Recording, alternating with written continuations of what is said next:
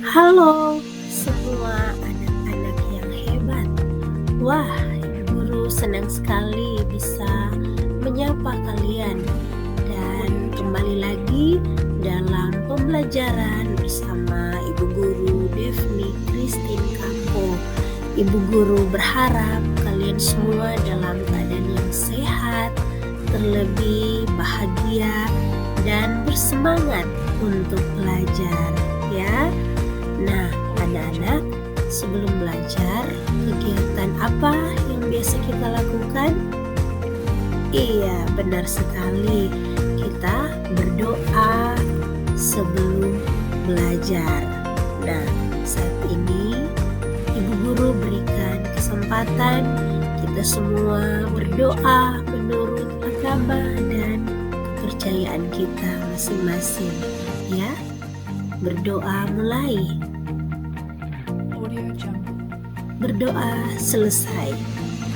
Oke, anak-anak yang pintar dan luar biasa. Nah, sebelumnya kita akan lanjut kepada kegiatan literasi. Ya, kalian pasti sangat senang kita akan kembali pada kegiatan literasi. Ada mungkin yang bertanya, kali ini kita kegiatan literasi apa ya? Tentu saja kali ini kita akan masuk pada kegiatan literasi, yaitu membaca. Kalian pasti senang kan? Nah, anak-anak, kalian akan membaca pantun. Sudah pernah mendengar pantun?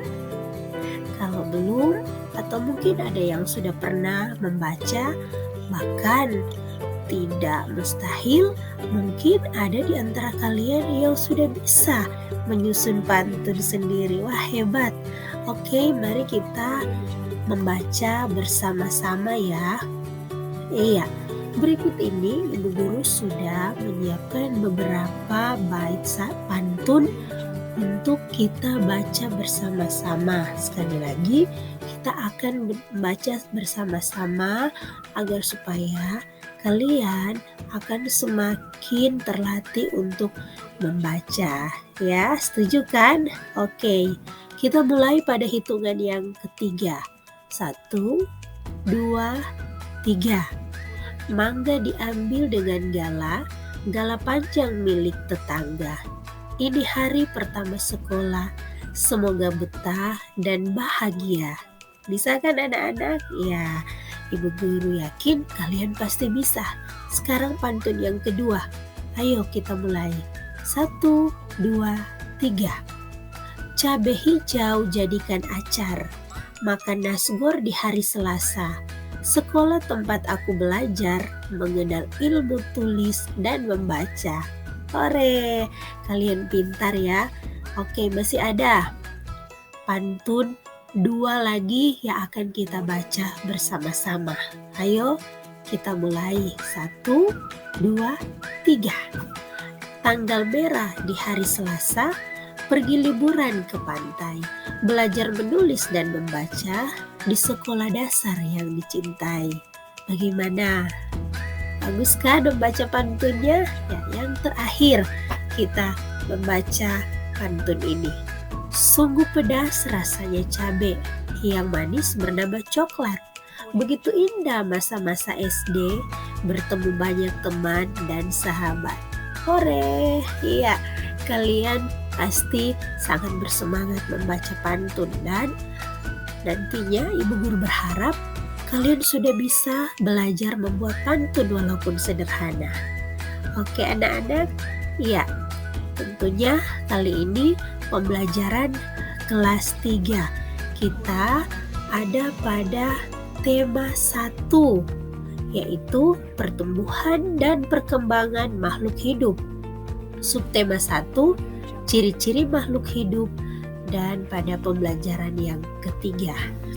Anak-anak yang hebat, kesepakatan kelas dalam pembelajaran kali ini yaitu sopan saat berbicara, semangat belajar dan mengerjakan tugas, Dan yang sangat penting tentunya memperhatikan saat guru menjelaskan. Ya. Dan kita memiliki tujuan pembelajaran dalam pembelajaran kali ini. Yang pertama adalah setelah mengamati teks dan gambar, siswa dapat mengidentifikasi ciri-ciri makhluk hidup dengan tepat. Yang kedua, setelah mengamati contoh, siswa dapat menentukan nilai tempat sampai puluh ribuan dengan tepat. Ketiga, setelah mengamati contoh, siswa dapat menentukan sekelompok bilangan yang diberikan antara 1.000 sampai dengan 10.000 dengan benar. Dan yang terakhir, setelah mengamati contoh, siswa dapat bilang terbesar dan terkecil dengan benar. Oke, itu adalah tujuan pembelajaran kita pada pembelajaran kali ini. Nah, anak-anak, masih ingat kalian makhluk hidup itu apa-apa saja? Iya, benar. Makhluk hidup itu manusia. Siapa manusia?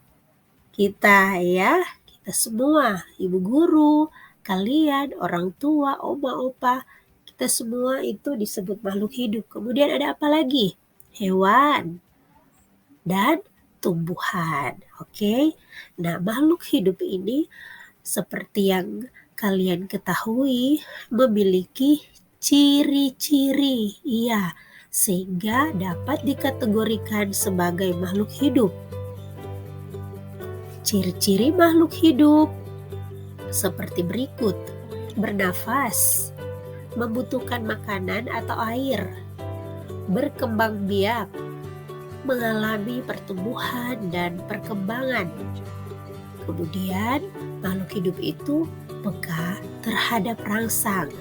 Nah, ibu guru yakin kalian masih ingat tentang ciri-ciri makhluk hidup ini. Nah, anak-anak, sekarang ayo kalian perhatikan gambar berikut ini. Ya, kalian tentu bisa melihat ada ciri-ciri makhluk hidup yang terdapat pada gambar ini.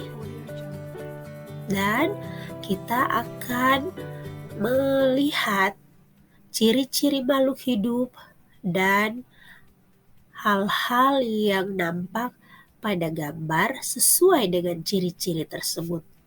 Ayo kita kelompokkan. Oke, anak-anak, yang pertama, tumbuhan memerlukan air. Kegiatan pada gambar kita bisa melihat ibu menyiram tanaman. Iya, benar ya. Kemudian yang kedua, ayam memerlukan makanan. Ayam kalian tahu kan adalah hewan, berarti ayam itu dan tumbuhan juga adalah makhluk hidup.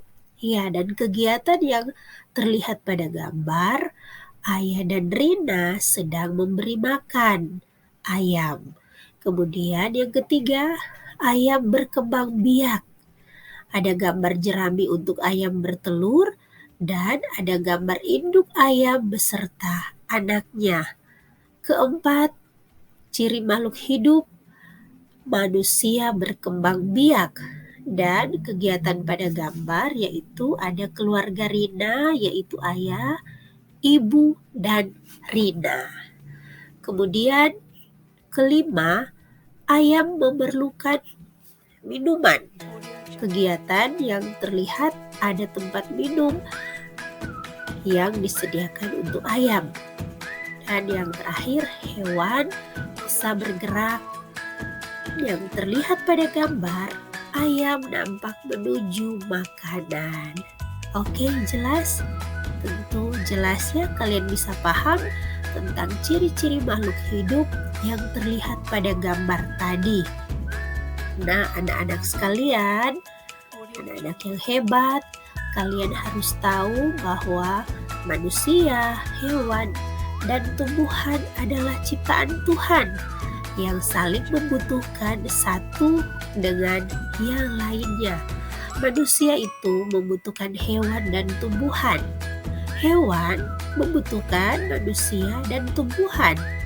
Begitu juga dengan tumbuhan membutuhkan manusia dan hewan. Iya, itu yang dimaksudkan bahwa manusia, hewan, dan tumbuhan sebagai apa? Iya, makhluk hidup yang saling membutuhkan satu dengan yang lainnya. Nah, anak-anak, semua pasti sudah pernah melihat ayam, kan? Bahkan mungkin ada yang memelihara ayam di rumah. Ya, Ibu Guru tahu semua sangat familiar dengan hewan yang satu ini. Nah, ayam itu sangat bermanfaat bagi kehidupan manusia. Daging dan telur ayam dapat memenuhi kebutuhan manusia. Pengembangbiakan adalah cara untuk menghasilkan daging dan telur ayam dalam jumlah banyak. Nah, untuk itu dibuatlah sebuah peternakan ayam. Nah, anak-anak, peternakan dapat menghasilkan ternak ayam dalam jumlah yang besar dan dalam waktu yang singkat. Ya, ini adalah salah satu contoh peternakan ayam yang dibuat oleh manusia. Nah, berikut ini adalah contoh jumlah telur yang dihasilkan pada beberapa peternakan. Mari kita lihat, ada peternakan A, B, C, D, dan E. Berarti ada berapa peternakan? 5. Betul sekali, ada 5 peternakan dan masing-masing menghasilkan jumlah telur yang berbeda. Mari lihat, peternakan A menghasilkan 4.500 butir telur. Peternakan B 3.000 butir telur. Peternakan C 2.500 butir telur. Peternakan D 4.000 butir telur. Peternakan E 3.500 butir telur. Kalau ada yang masih bingung dalam membaca tentang jumlah telur yang dihasilkan, mari kita lihat tabel nilai tempat berikut ini. Nah, anak-anak, ada contoh tabel nilai tempat bilangan 1250. Ayo kalian perhatikan. Ada kolom ribuan, ada ratusan, ada puluhan, dan satuan. Mari kita lihat. Angka 1 itu berada pada tempat ribuan, sehingga bernilai berapa? Iya benar, 1000. Angka 2 berada pada tempat ratusan, sehingga bernilai 200. Angka 5 berada pada tempat puluhan, sehingga bernilai 50. Dan yang terakhir, angka 0 berada pada tempat satuan, sehingga bernilai 0. Maka bilangan ini dibaca 1250. Sudah bisa mengerti? Ya, Ibu Guru harap kalian bisa memahami ini ya. Nah, anak-anak, selanjutnya kita kembali pada tabel peternakan dan jumlah telur yang dihasilkan tadi. Peternakan apa yang paling banyak menghasilkan telur? Iya, dari 5 peternakan ini, mana yang paling banyak menghasilkan telur? Mungkin ada yang bertanya, Ibu Guru, bagaimana ya cara untuk menemukan jawabannya? Nah, caranya seperti ini. Pertama, mari kalian lihat nilai tempat ribuan dari setiap peternakan A, B, C, D, dan E. Dari kelimanya, mana yang paling besar? Iya, ada pada peternakan A dan peternakan D, yaitu ribuannya 4. Ya, ini yang paling besar. Kemudian kita berpindah kepada nilai tempat ratusan. Ada A dan D tadi, kita lihat di ratusan itu mana yang lebih besar. Ada 5 di A dan di D 0. Sudah pasti yang lebih besar adalah 5. Berarti kita telah menemukan jawabannya, yaitu peternakan yang paling banyak menghasilkan telur adalah peternakan A. 4.500 butir telur yang dihasilkan. Begitu caranya. Sekarang mari kita lihat peternakan apa yang paling sedikit menghasilkan telur. Nah, anak-anak, caranya masih sama seperti tadi. Kalau pada peternakan A dan peternakan D, kita menemukan angka 4 sebagai angka yang paling besar pada bilangan yang dihasilkan pada butir telur dari peternakan A dan D.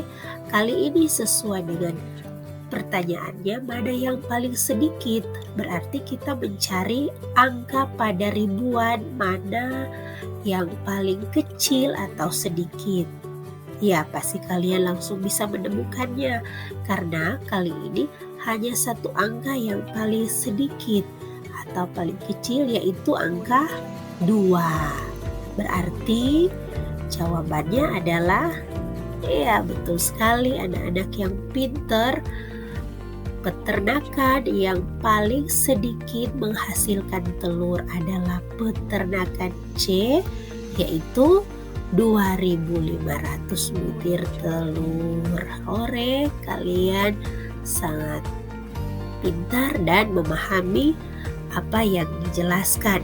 Ibu guru berharap kalian bisa mengingat apa yang dipelajari hari ini. Kalian sudah mempelajari banyak hal pada pembelajaran kali ini, dan Ibu guru berharap kalian selalu bersemangat dan bahagia saat belajar.